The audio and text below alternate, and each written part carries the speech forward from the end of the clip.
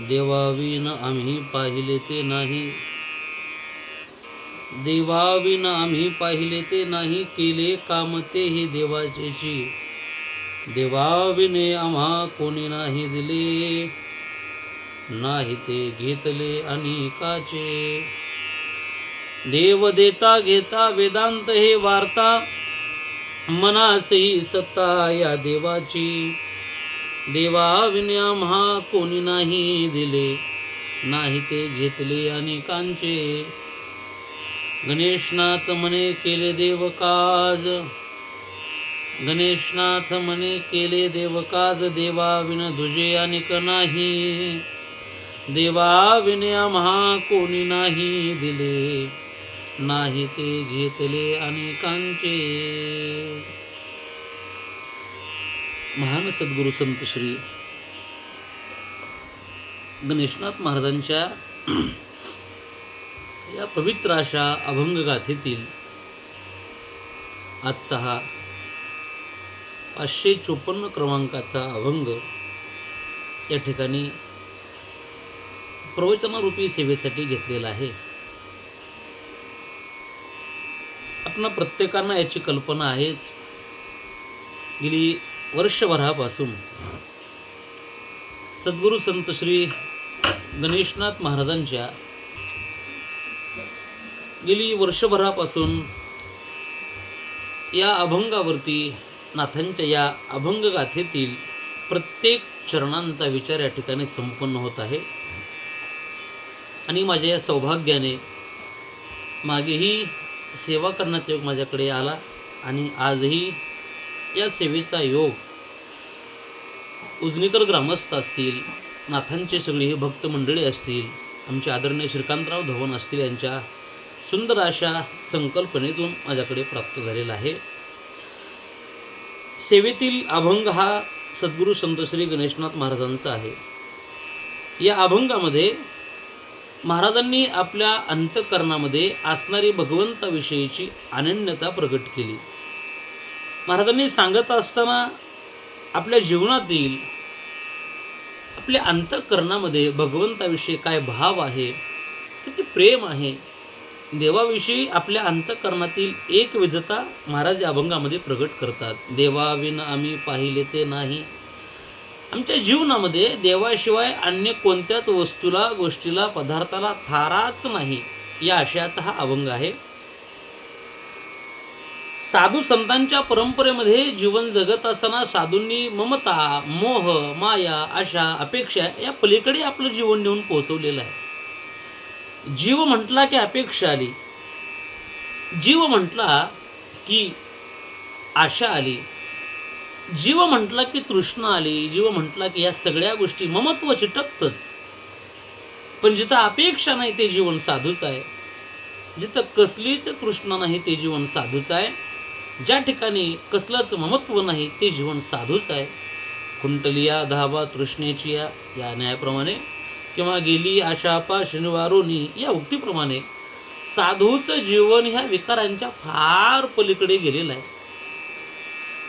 जीवाला ममत्व, जीवाला माया, जीवाकडे आशा, अपेक्षा या प्रत्येक गोष्टीमध्ये जीव हा गुंतलेला आहे.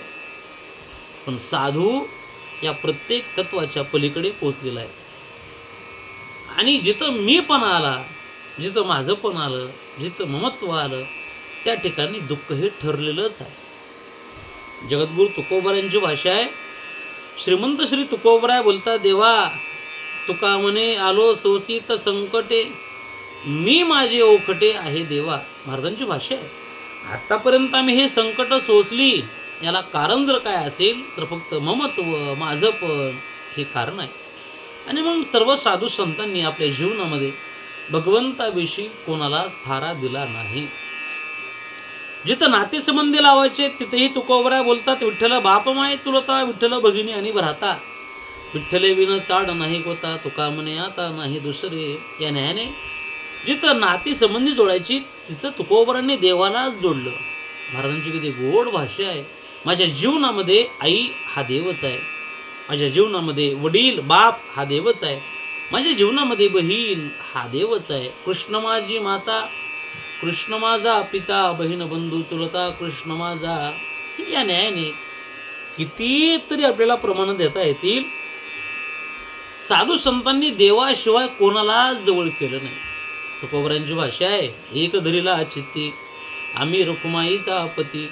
सगळी प्रमाणं पाहून घ्या. बळिया माझा पंढरी राव तो या देवांचाही देव. या न्यायाने साधूंनी देवाविषयी कोणाला जवळ केलं नाही.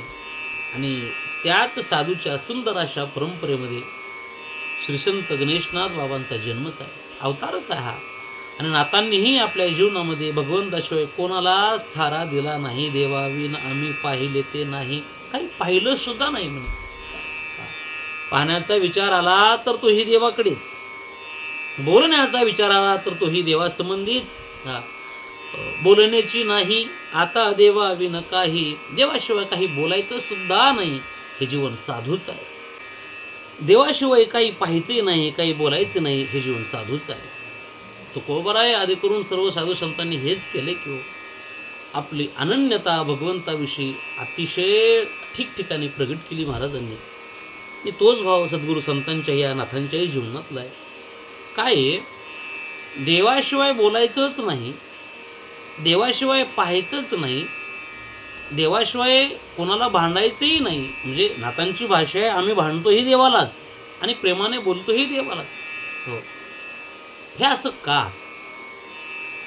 जीवनामध्ये व्यक्ती दिसेल तो देवच आहे, हे जीवन साधूच आहे. हो, तुका म्हणे अवघा जोग सर्वा घटी पांडुरंग. जिथं पाहावं तिथं त्यांना देवच दिसतो. किंवा नाथराय बोलतात पहा, पूजा ध्यान जपत्यासी नाही, जे जे दृष्टी दिसे ते ते हरिरूप. पूजा ध्यान जपत्यासी नाही, या भाषेने उक्तीप्रमाणे साधूला जिथं पाहावं तिथं देव दिसतो. आणि असं आहे, एखाद्या वस्तूमध्ये, एखाद्या पदार्थामध्ये, एखाद्या व्यक्तीमध्ये देव पाहायचा असेल आणि जर आपली भावना असेल की आपल्याला तिथं देवच दिसावा, कुठंतरी देव दिसण्यासाठी अगोदर माणसाला स्वतः देव व्हावं लागतं, मग सगळीकडे देव दिसत असतो. नियम आहे, जशी दृष्टी असेल तशीच माणसाला सृष्टी दिसत असते. आपली पाहण्याची वृत्ती ज्याप्रमाणे आहे त्याचप्रमाणे सगळं जग माणसाला दिसत असतं. महाभारतामध्ये अतिशय सुंदर प्रसंग आहे, प्रत्येकाला याची कल्पनाही आहे. ज्यावेळेस भगवान कृष्ण कन्हैयाने अर्जुन आणि दुर्योधन धर्मराजाला आणि दुर्योधनाला जवळ घेतलं आणि दोघांनाही जवळ घेऊन भगवंताने सांगितलं, दुर्योधना गावामध्ये जा आणि एखादा सज्जन व्यक्ती घेऊन ये म्हणे.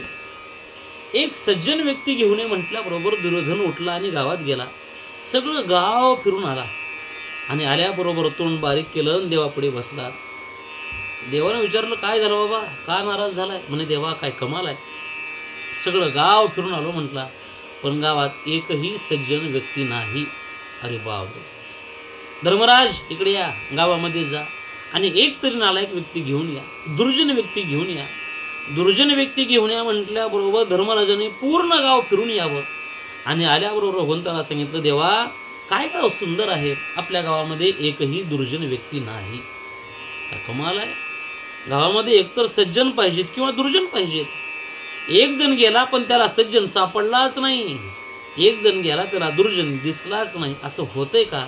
त्याचं एक सुंदर उत्तर आहे, त्याचं कारण आहे, जो सज्जन शोधा गेलता की नाही मुळात तो दुर्जन आहे म्हणून त्याला सज्जन दिसलाच नाही.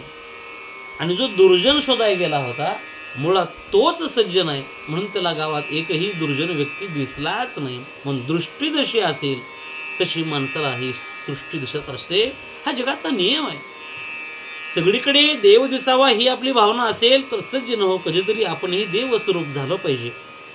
नाथांच्या जीवनामध्ये गणेशनाथ महाराजांना अशी भावना आहे की जिथं पाहावं तिथं देवच आहे.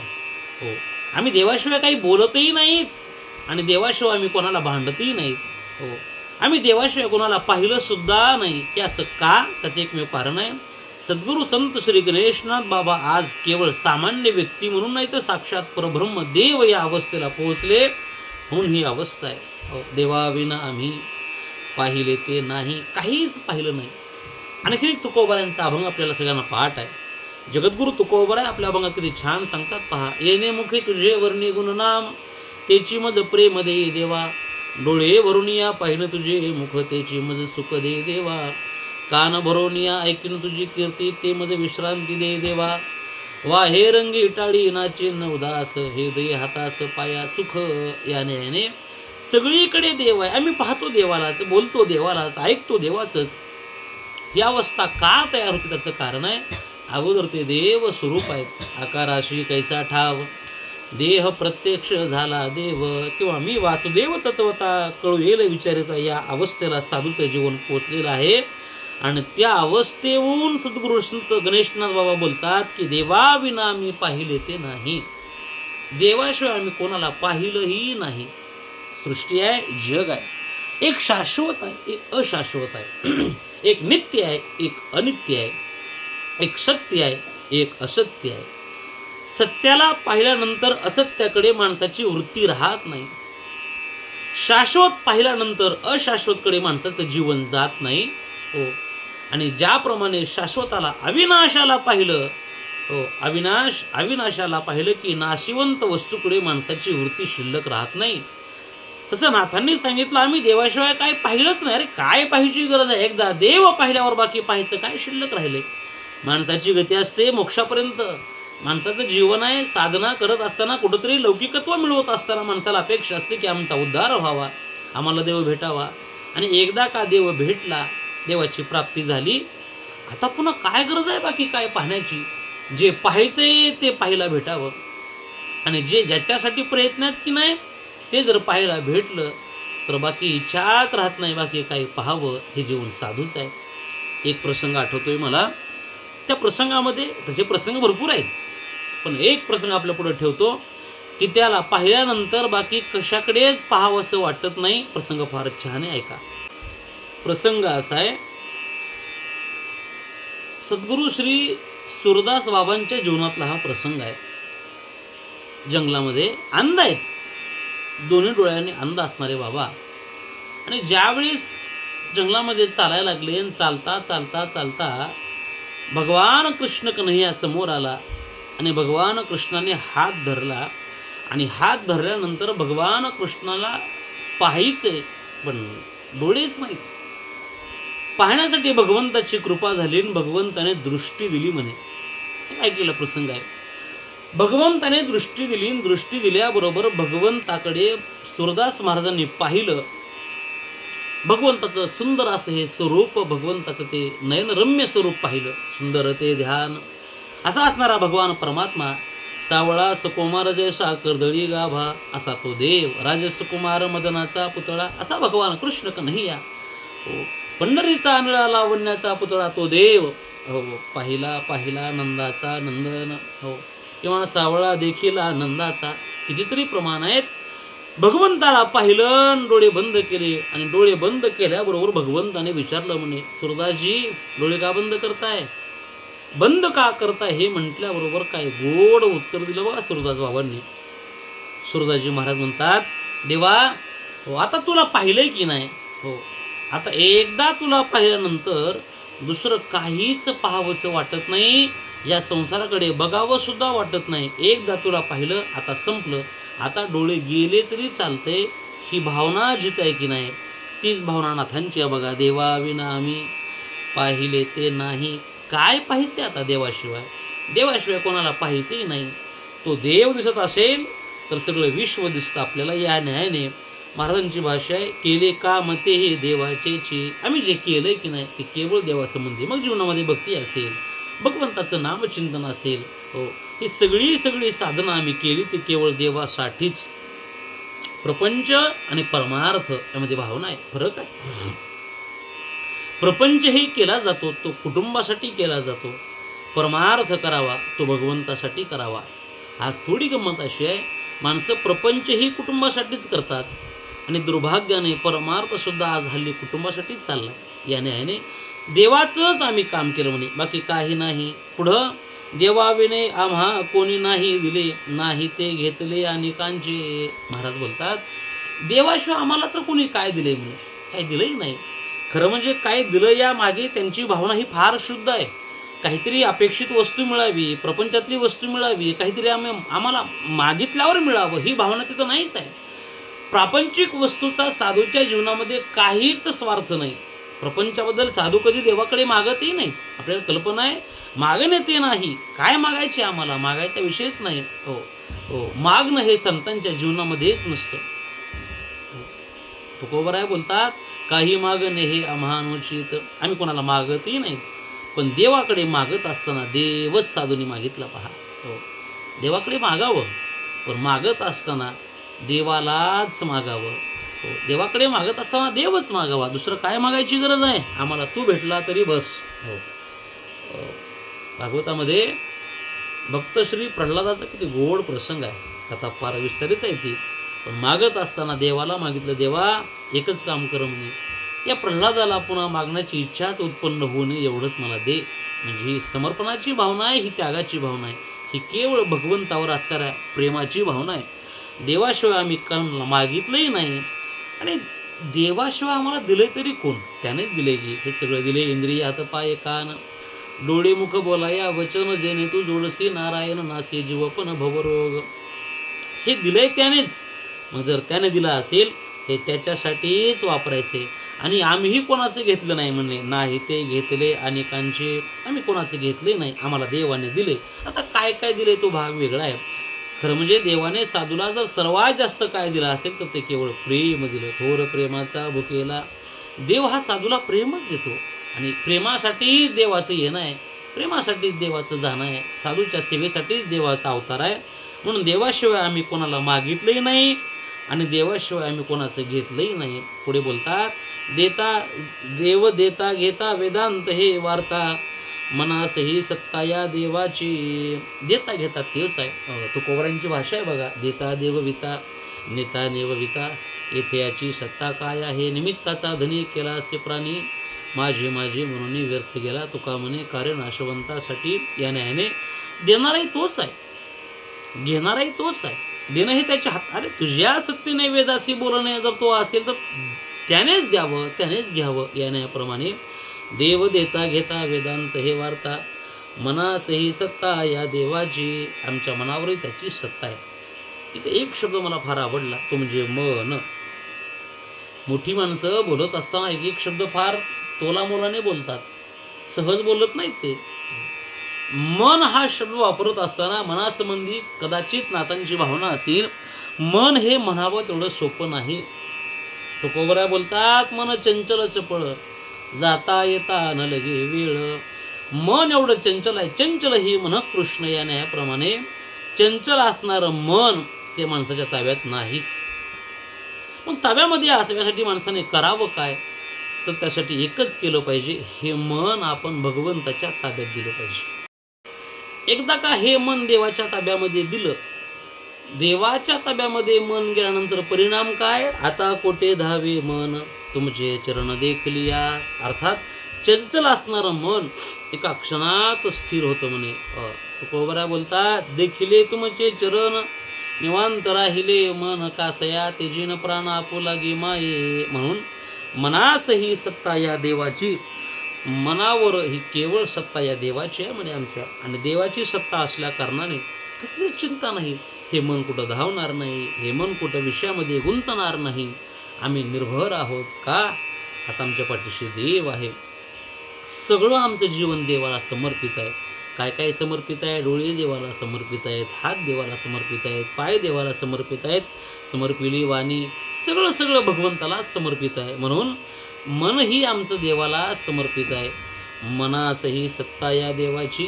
म्हणून नाथांची भाषा आहे. नाथराय बोलतात, हो, हे सगळं जर आमचं देव असेल, आम्ही जर सगळंच देवाला दिलं असेल, काय काय आम्ही देवाशिवाय काही पाहतच नाहीत, देवाशिवाय आम्ही कोणतं कामही केलं नाही, देवाशिवाय आम्ही कोणाचं घेतलंही नाही, आणि देवाशिवाय आम्ही कोणाला काही दिलंही नाही. नवे नवे देणारा तो देवच आहे, घेणाराही तो देवच आहे. मनही आम्ही देवालाच दिलेलं आहे. हे सगळं जर असं असेल, आता जर आम्ही देवाशी एकरूप झालो असेल, आम्ही स्वतः जर देवच झालो असेल, तर नाथांची भाषा आहे, देवा विन दुजे अनेक नाही. देवाशिवाय आता बाकी काहीच नाही म्हटले, दुसरं काहीच नाही. तुकोबराय बोलतात, पहा, अनेक दुसरे मज नाही आता. या न्यायाप्रमाणे दुसरं काही नाही. आता केवळ तो देवच आहे, तो ईश्वरच आहे. देवाची भक्ती आमच्या जीवनामध्ये आहे. आणि तो नित्य आमच्या देवजवळ आहे, ही आमची भावना आहे, ही आमची अनन्यता आहे. आणि केवळ हीच आमची अनन्यता असल्या कारणाने आमच्या अंतःकरणातील हा भाव आहे, आमच्या अंतःकरणातील हे समर्पण आहे, आणि ते समर्पण केवळ देवाविषयीच आहे. म्हणून नाथांची भाषा आहे, देवाशिवाय आमच्या जीवनामध्ये काही नाही. सज्जन हो, देवाशिवायच का नाही, केवळ देवच का असावा? त्याचं कारण आहे, या जगामध्ये शेवट जर काय असेल तर तो ईश्वर आहे. या नाशिवंत जीवनामध्ये, या जगामध्ये अविनाशी तो देवच आहे. कितीतरी संसारामध्ये गुंतलेली माणसं आहेत, माणसांना लक्ष नाही की आपण किती गुंतायला लागलो. स्मरण ते त्याचे त्यासी नाही, जन तरी देखे गुंतले प्रपंचे, स्मरण ते त्याचे त्यासी नाही. माणसं गुंतायला लागले. एक शंका अशी आहे, सद्गुरू गणेशनाथ महाराज असं म्हणतात की देवच, देवाविषयी काही नाही, हे सगळं देव ते म्हणायला लागलेत. बाकीचं काय मग हा विषय? पत्नी, मुलं, बाळं, घर दार, सत्ता, श्रीमंती, पैसा, याचं काय? महाराज बोलतात, हे सगळं लौकिक दृष्टीने पाहायला गेलं तर हे सगळं विनाशीच आहे म्हणे. सत्तेचा विचार केला, सत्ता ही कायम नाही. पैशाचा विचार केला, श्रीमंती कायम नाही. हे तो संपत्तीचे वारे साचोकारे जाईल, माया विघ्ने भ्रमला खरे, म्हणता मी माझे निघरे. हे तो संपत्तीचे वारे साचोकारे जाईल, काय खरं आहे? पत्नीचा विचार केला, ती सोबत नाही येत. तुकोबरांची भाषा आहे, बाईला म्हणता खरं मरता तरी बरे. जिला वाजवत घरी आणतो की नाही, ती बायको सुद्धा म्हणते, बघा म्हातारा का मरत नाही, सगळं घर थुंकून खराब करून टाकलं. महाराजांची भाषा आहे. बहिणीचा विषय केला, जवळ चाले मोठा धंदा, तो बहीण म्हणे दादा. ही घरची अवस्था आहे. नातं गोत, हे सगळी संबंधातली व्यक्ती, हे सगळे जीव आपल्यावर प्रेम करत असताना स्वार्थापोटी प्रेम करतात. पण एकदा का शेवटचा काळ जवळ आला, महाराजांची भाषा आहे, माता पिता बंधू बहिणी कोणी इनपवती निर्वाणी, इष्ट मित्र स्वजन सके, हे तो सुखाची मांडणी. एकला मी दुःख भोई, कुंभपाक जाचनी, तेथे कोणी सोडविना, एका सद्गुरु वाचोनी. तू का म्हणे तुला सोडविना कोणी?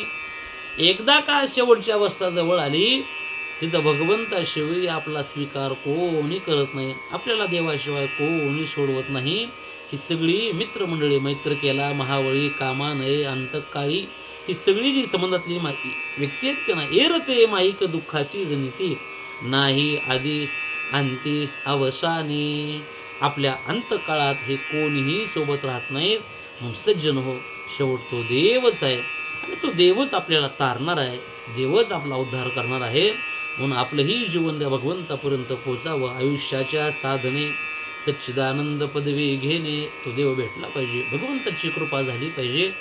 या न्यायाने आपलं जीवन असावं, या न्यायाने आपल्या जीवनाची वाटचाल असावी, याच न्यायाने आपल्या भक्तीचा प्रवास असावा. आणि ती भक्ती, ते जीवन, तो मार्ग आपल्याला कसा मिळेल, यासाठी नाथांची भाषा आहे. आणि यासाठी श्री गणेशनाथ महाराजांची ही अभंग रचना आहे.